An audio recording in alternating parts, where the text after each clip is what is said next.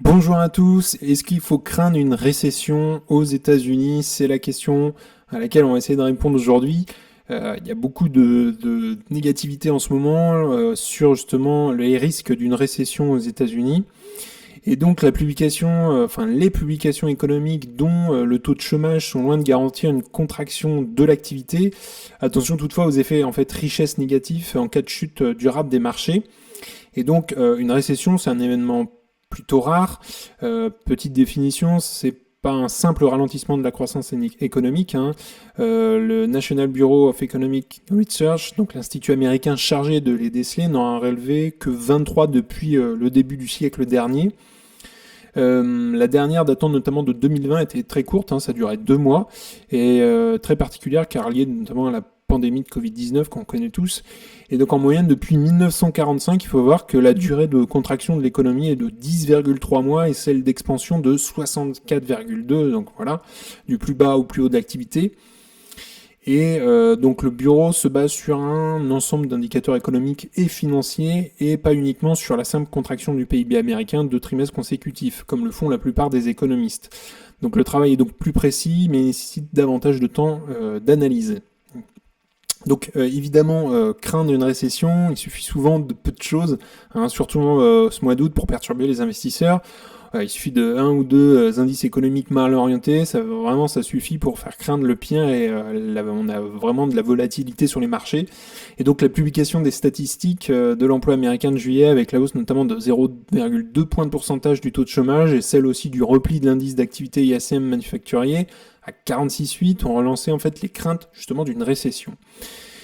Et donc, est-ce que c'est un scénario qui est justifié? Oui, si on croit à certaines perspectives affichées par des grandes institutions financières. Alors, les analystes de la banque d'affaires américaine comme Goldman Sachs ont augmenté leur probabilité de récession de 15 à 25% carrément, et leurs confrères JP Morgan, eux, c'est même 35%, et justifié non si on s'en tient aux publications économiques.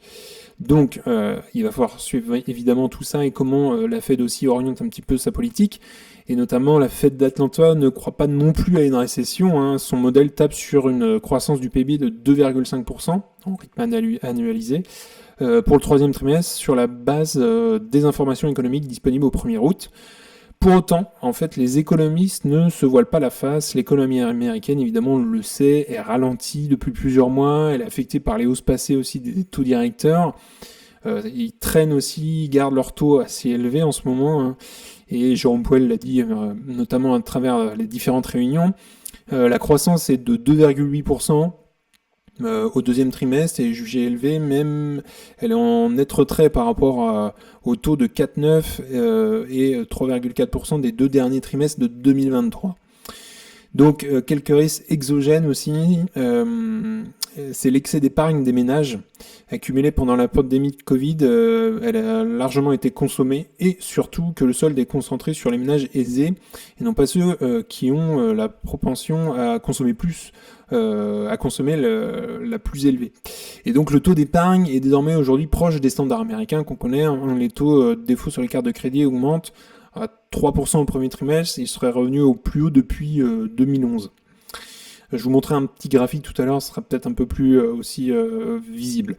Et donc la situation financière, concernant la dette étudiante, est particulièrement délicate. Il faut savoir que près de 4 Américains concernés sur 10 n'auraient pas effectué leur premier paiement. Et même constat aussi pour les prêts automobiles, dont la radiation par les établissements de crédit serait aussi au plus haut depuis près de 13 ans. Mais le vrai risque est avant tout lié à d'éventuelles moins-values boursières ou immobilières.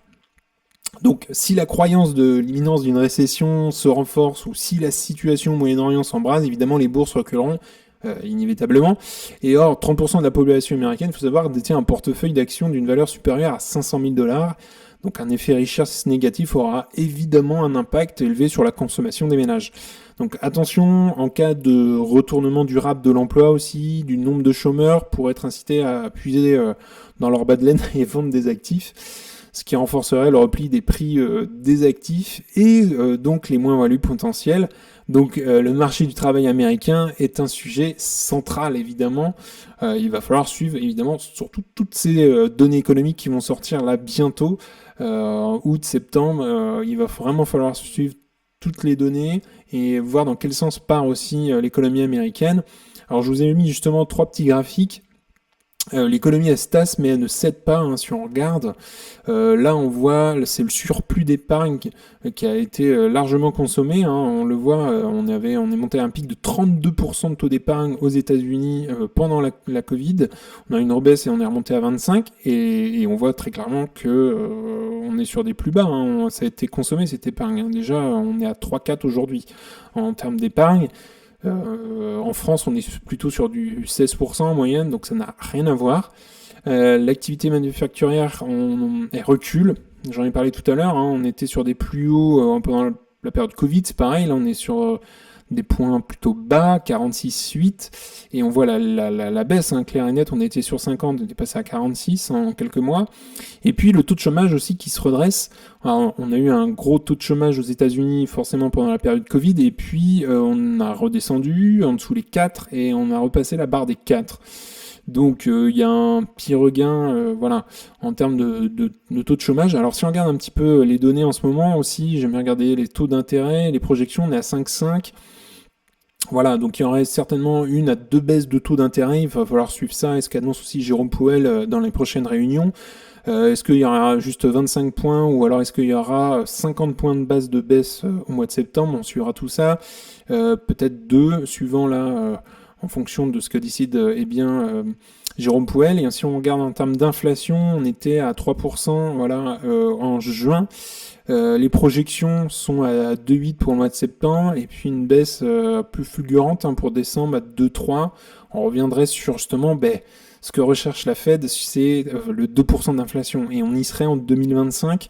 Donc il va falloir suivre évidemment aussi, comme je disais tout à l'heure, les données économiques et quelle voie aussi prend l'économie américaine. Voilà, en tout cas on en a fini pour aujourd'hui. Eh bien, n'hésitez pas à liker la vidéo, à vous abonner, ça fera grandir la communauté et puis ça me soutient également. Si vous souhaitez regarder un autre épisode, vous pouvez cliquer juste ici. En tout cas, je vous souhaite une excellente journée et à bientôt pour une prochaine vidéo. Salut!